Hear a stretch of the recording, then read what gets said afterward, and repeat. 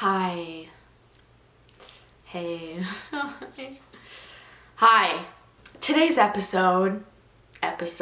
today's video is one for the books, and I haven't even made it yet. I think I'm just going through a very transformative time in my life, so I know that in 3, 5, 10 years, if I ever look back on this video, I'll be like, wow, I remember her and she was going through it.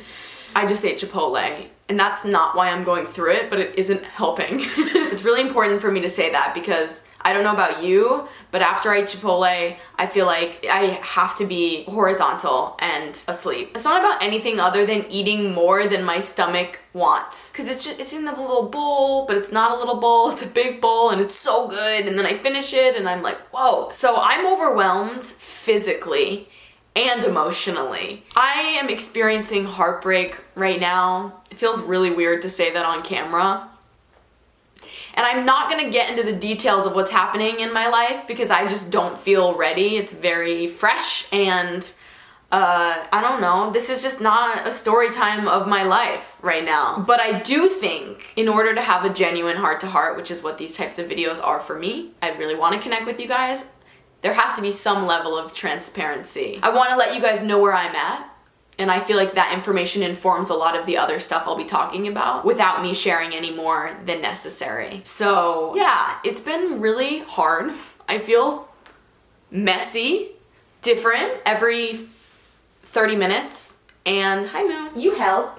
You help a lot. I think within the experience of heartbreak or big changes in our lives, it's helpful to remember that the pain is all, if we can be constructive with it and not destructive with our pain, it is all for our own personal growth. So I try my best to lean into the power of healing when I experience pain and things that are distressing. So while this has been a really hard time, it's also very transformative. I'll talk about kind of some of the stuff I'm doing to cope, what's going on in my life. But I do want to say I got a tattoo, which just feels like, I'm not saying that heartbreak or a big change is the reason people get, like the only reason people get tattoos, but I do think it's a leading factor. I'd say a large percentage of people, they should poll people outside of tattoo parlors. I'd like to know that statistic. How many people leaving a tattoo parlor are dealing with a death? Either a real death or a relationship death or got fired from their job, or you know what I mean? Who's going through a big change? Are you really casually getting a tattoo, or are you in an emotional rut? And that's not a bad thing. There's no shame in emotionally making a decision. Sometimes there is, but I think it can be empowering. And that's part of why I got my tattoo. I had an idea to get this tattoo a few months ago, kind of sat on it, and then I'm going through this change, and I was just like, why not do these things that I feel compelled to do? So I got the tattoo. Also, you know what helped? I called my mom and I told her the idea for the tattoo, and my mom is not someone, probably like your mom, right? That would ever be like, yes, honey, go get a tattoo. She also would never call me honey, ever. I don't think that would ever happen. Anyways, this is not the point. But when I told her the tattoo idea, she was like, wow, I love that. You should genuinely get that, which kind of left me shocked. I was gonna say shook. That doesn't feel right. Are there like common phrases people say, very topical phrases like shook, that you try to use because you hear it so often, and then a moment makes sense to use it and you use it and you're just like, that's not me, I can't, doesn't work for me. I'm not saying there's anything wrong with it, it just doesn't work for me. I was shocked. I wasn't shook. I was shook, but I can't say I was shook. I was shocked. And I felt like I had my mom's blessing. Not like I need her blessing to make choices, but I do. I want you guys to watch the whole video, just because that's what I want. It's nothing profoundly happening towards, I mean, there might be something profound, but the reason I want you to watch is just because this is my job, and in a very manipulative way, I want you to watch the whole video. So I'm actually just not gonna show you that tattoo until the end of the video. So stay tuned. Sometimes you have to make changes in your life, even if they're hard, for your own greater good, when you are being called to make certain changes. And just because you're actively deciding to make those changes doesn't mean it's easy. So I've found myself on a new timeline than the one I thought I would be on, or I was on. And I think there's something very powerful in committing to the new timeline. So some advice I've heard online when you're going through big changes is like, make other changes in your life, like adjust the way your home looks or literally move. I don't know if that's the healthiest choice for me, at least. So I thought that I would get a tattoo and that the tattoo would also be a facilitator in shifting my timeline. Does that make sense? I think that's why people, this is a classic, you dye your hair, you get a haircut, you get bangs after a breakup, right? It's because you're like, I'm reinventing myself and I'm entering a new stage of my life. This is a new era, and a new era, you need a costume change. I'm sorry if this makes me seem a little less cool. I think it makes me more cool. I don't care how cool I am to you. Your opinion of me is none of my business. That's something I remind myself of a lot, and no one's opinion of you is any of your business. The tattoo I got only lasts a year. It's from this place called Ephemeral Tattoo. It's a semi-new technology, but basically it's the same experience of getting a tattoo, but whatever ink they use, the healing process is a little different. Only lasts a year. It metabolizes in your skin from month 8 to 15 or so. I have had tattoos removed before, and it is expensive, painful, and time consuming. So I decided it would be the mature decision of me to get this tattoo for a year and then decide whether I want it for my whole entire life. I was listening to a podcast recently by Glennon Doyle. Big fan. Check it out if you are a person. And the podcast topic was on bravery. I think it was on bravery. And she said, sometimes the bravest thing you can do is not doing the brave thing. And then she goes on to explain, like, there's a societally standard definition of brave, which is, going on a roller coaster, bungee jumping off a cliff, like something really scary. But sometimes the bravest thing you can do for yourself is stand up for what is right for you. Like the other day I actually did go to Six Flags. My friend and I waited an hour and a half in line for a roller coaster, and we looked at each other and we were like, I don't want to do this. I don't want to do this either. Let's go. And I think that was brave of us because we were truthful to our inner voice rather than following the societally deemed version of bravery. Anyways, I thought it was interesting in terms of the tattoo being only a year. Like for me, not committing all the way was the right thing for me to do. The brave thing for me to do, because it's like honoring my internal peace more than doing something permanent. I mean, the topic of brave in terms of a tattoo is really, it doesn't matter that much. I liked that quote a lot, and that was my way of sneaking it into this video, even though it's not like hugely relevant to the tattoo topic. I'm definitely like trying to stitch the subjects together. What else? Oh, I don't know about you guys, but I have found that when I am having trouble in my life, I Google everything. And I'm so mad about it because I really would love to just follow my internal instinct. And I do that. But before I do that, I hear my internal instinct and then I Google about 4,000 things. And it's dumb. Like, do you ever type something into Google and you're like, I can't believe I'm Googling this? Like, you're typing something to Google that you should be asking your therapist or like talking to a friend about. It's like this very nuanced question, and you're hoping that there's some fucking like Reddit forum where someone already asked the whole question themselves, because you don't want to post on Reddit. I mean, not that there's anything wrong with that, but then you gotta wait for an answer, and like we want instant answers. This is the quote that I came up with, I'm looking for God in Google. Is what I always feel like when I go on Google and I try to figure out my interpersonal issues. Like, if someone does this, is it okay? Like, should I set a boundary? If I feel like this, does that mean I should? And then it's like, girl,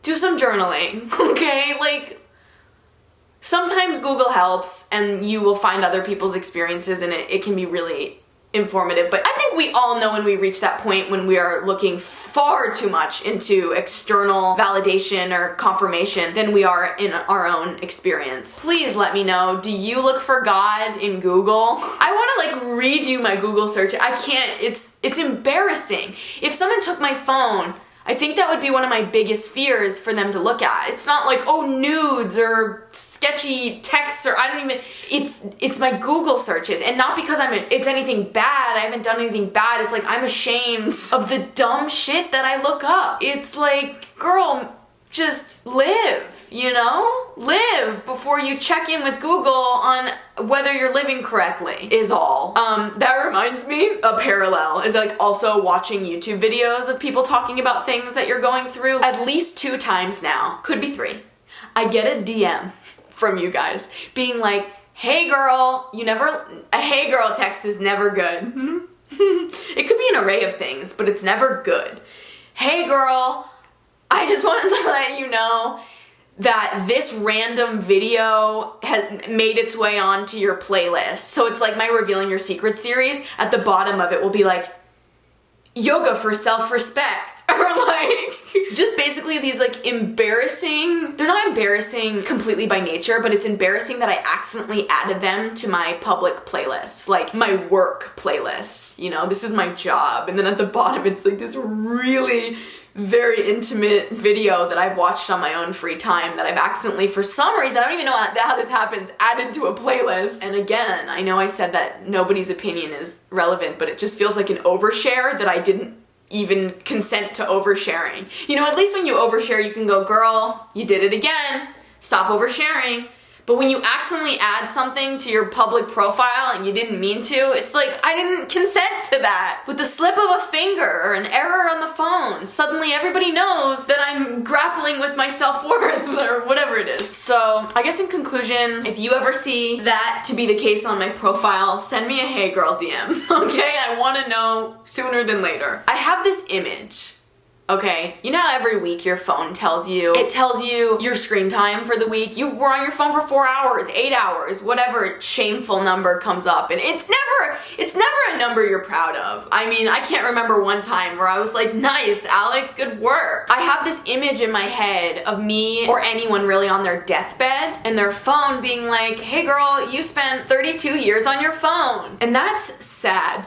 If it makes me sad on a daily basis, imagine that. I want to actually calculate, okay? I'm gonna see what my average screen time is right now. Don't judge me. Obviously that means listening to stuff and not actually looking or whatever, but 5 hours a day, right? It's 5 hours a day times 365 days a year. That's about 1,800 hours a year. I want to divide that by 24. So I spent... No, that can't be true. 76 days a year.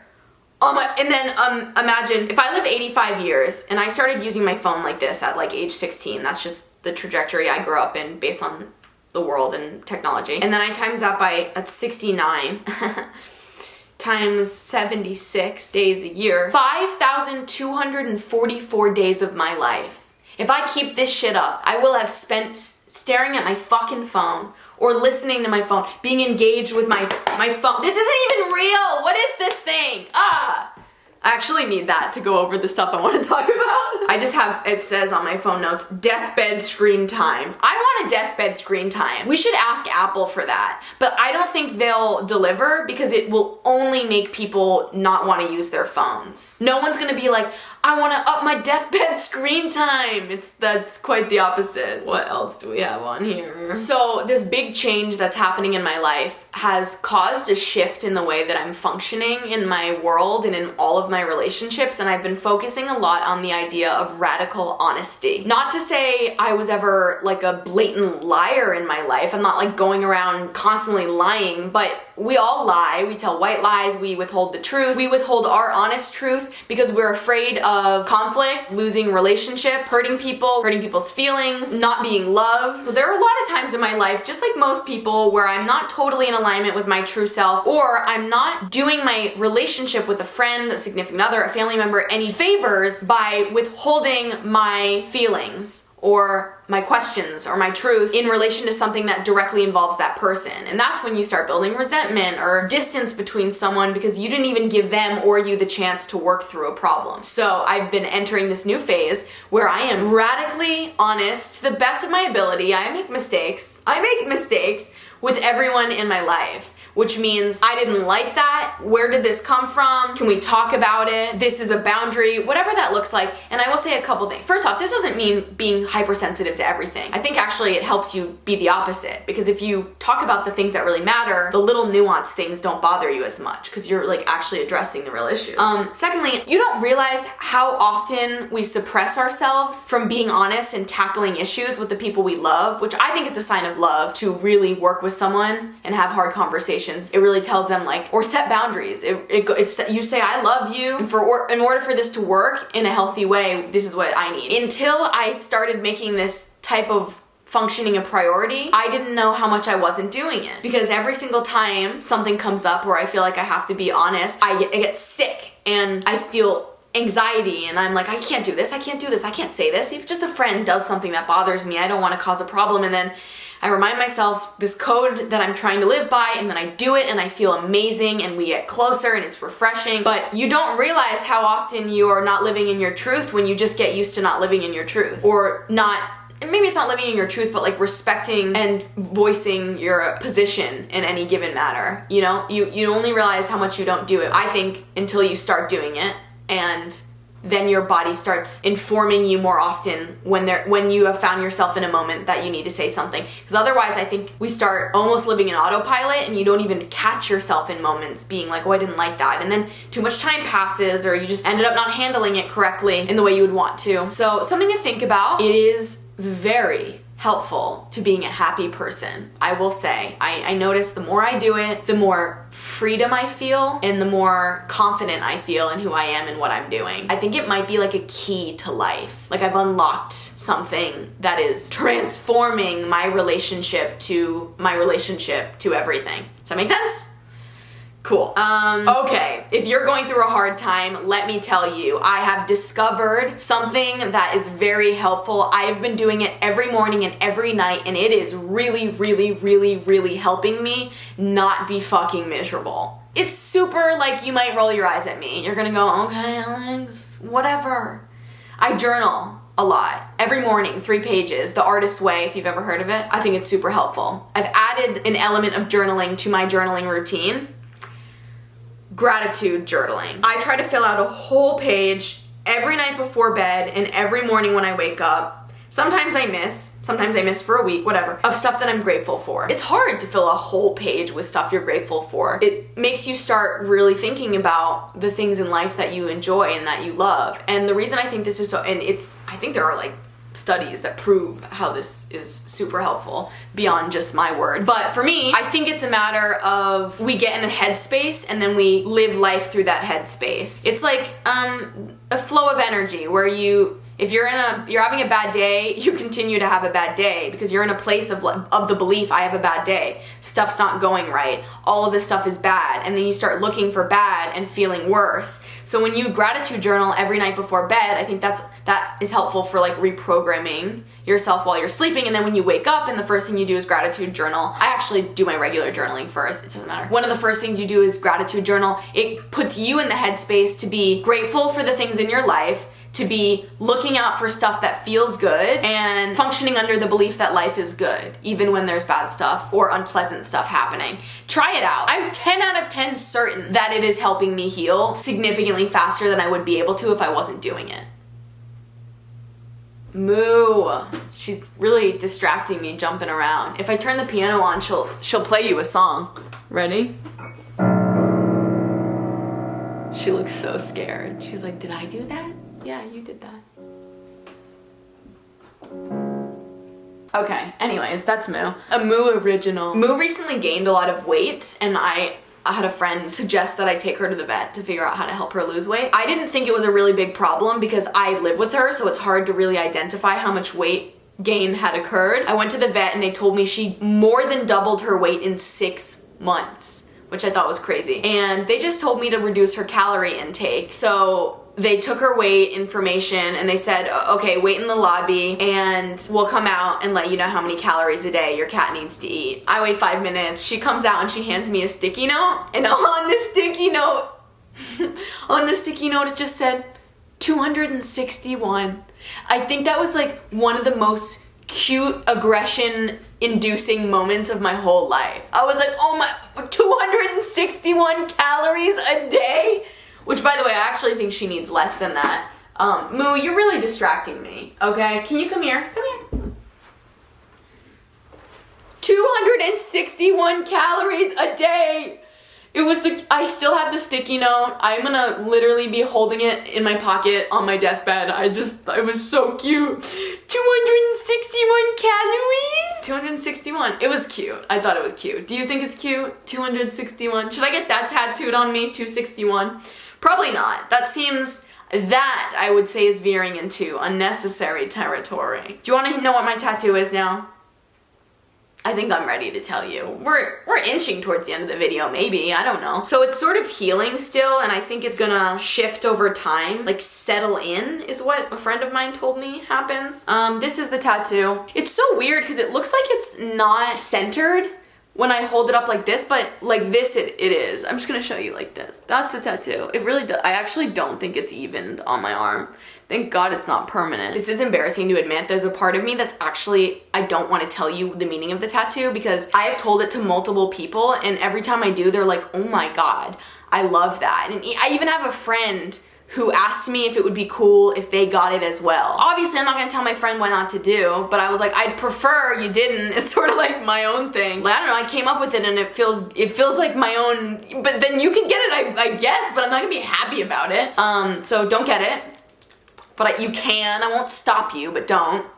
Obviously, it's a circle around my wrist, so it's supposed to symbolize a watch. And on this side, it's Morse code for the letter N, and on this side, it's Morse code for the letter W, and then the circle in the middle, the O, it says now. It's a watch that says now. Like, the time is now. Be present. Be living in the now because that's all there is. Just like you and everyone else, I struggle with remorse over the past or toiling over the way things could have been or mostly a lot of anxiety about the future, and it stops you from living your life. And so I love the idea of having something right on me that is always in my line of vision. The way it reads is for me and no one else. It's from my perspective. It says now, and hopefully it can kind of serve as a little bit of a reminder to be present, to breathe and ground myself in the moment. I also have a ring tattoo on this hand, so I kind of liked the whole aesthetic of the tattoo jewelry. Yeah, that's the tattoo. I'm really glad I got it for now, I think. And if I'm not glad, it's fine because it's not permanent. What else do I got on here? Asparagus pea. Motherfucker. I have a genuine question for you, and it is eating asparagus worth asparagus pea? I don't eat asparagus a lot, but I started doing one of those meal deliveries services recently. It helps me feed myself, and it's fun to learn how to cook. Sponsor me, any of them. I'm literally not saying which one specifically because I think there are a lot of good ones, and I'd love to do a sponsorship. I just believe in the service. I think it's a great system. And there was asparagus in the meal, and I was like, I don't normally eat this. It's yummy. I'm not mad about it. But then the asparagus pea that followed, like literally 15 minutes later, I sat there on that toilet and I was like, I don't think this is worth it. You know, it's like the same way you wake up with a hangover and you're like, I'm not drinking again. Like, I can't do this to my body, is how I felt about my asparagus pea. I was just like, this is really unpleasant.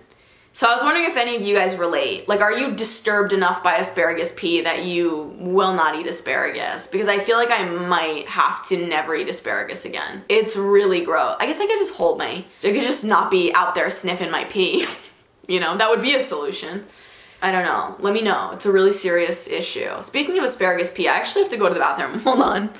Okay, I've shared this link in my Revealing Your Secrets series, but I'm gonna share it in the description box of this video as well. I have a new submission form for Revealing Your Secrets where you guys can submit secrets either through text or voice memos or videos. You can let me know how anonymous you wanna be. Do you want me to see your face, show your face, your name? I can change the sound of your voice. Do you wanna talk to me one-on-one about your secret? And the reason I'm talking about that in this video is because it's pretty clear that I like talking about the human experience. I find purpose and value in sharing my experience and learnings with you guys and knowing that it could help even just a little bit. And so I'm really excited about this new format with Revealing Your Secrets that allows me to connect with you guys even deeper and like really deep dive into your stories and traumas and learnings. So if you like listening to me, if you think I have any even remotely valuable point of view and you have something you want want to talk about, or you don't even want to talk about it, you just want to share, because you don't have to talk to me.